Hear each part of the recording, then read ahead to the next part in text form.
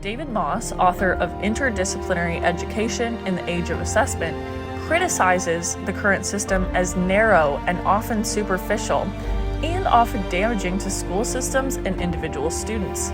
He calls for transdisciplinarity and the use of many learning lenses as a better educational approach.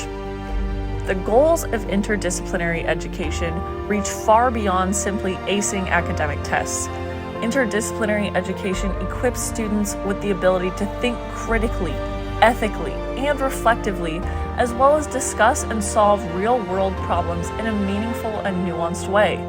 To hear more about the role that the liberal arts and interdisciplinary education have in fighting for justice, I interviewed Dr. Fred Whiting, director of the Blunt Scholars Program, about what interdisciplinary education is and what it is meant to accomplish.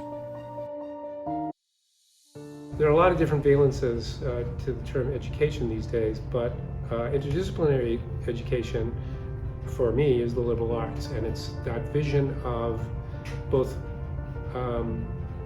soul work or self-work, the project of developing a self, and simultaneously the project of being a citizen. It's both a personal, collective enterprise.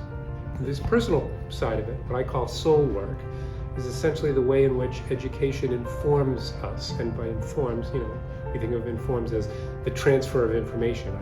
I've been informed about XYZ issue, but I mean to return informed to its etymological roots, the literal formation from within, in the act of exposing yourself to ideas and different people and different cultures and different visions of the world. You literally become a different one than you were. Just by adhering to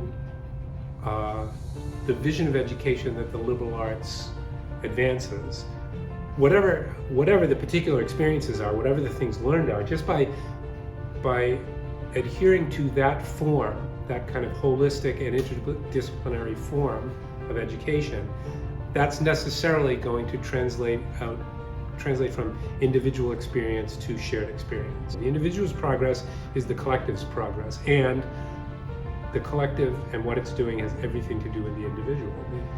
These can't be separated. Civic discourse, civic responsibility, and justice are all, I think those are built in some sense to the notion that a liberal arts education and Blunt's execution of liberal arts education, they come along with it. Just in the act of civil exchange, we come closer together. This is how the ligatures of community are made. Blunt is interested in using interdisciplinary tools or different disciplines to think about the relationship between the self and society, with an emphasis on both social justice and environmental sustainability. It's the story of what interdisciplinary education is capable of. It's capable of bringing light and real change to issues of injustice and completely transforming individuals, and as a result, our society at large. So let's break it down more generally, now that you've heard about my specific path and passions at UA. How does education become this effective? How do you get students to care? In the chapter Cognitive Approaches to Motivation, psychologist Phil Evans explains 3 primary factors for motivation: drive, incentive, and habitat. These factors break down further into motive, primary organismic needs, and the presence or absence of adverse stimuli. What does that translate to in the classroom? A synthesis paper compiling the findings of over 160 different studies concluded that the most important factors affecting student motivation are the teacher, classroom management skills, and teachers' teaching methods.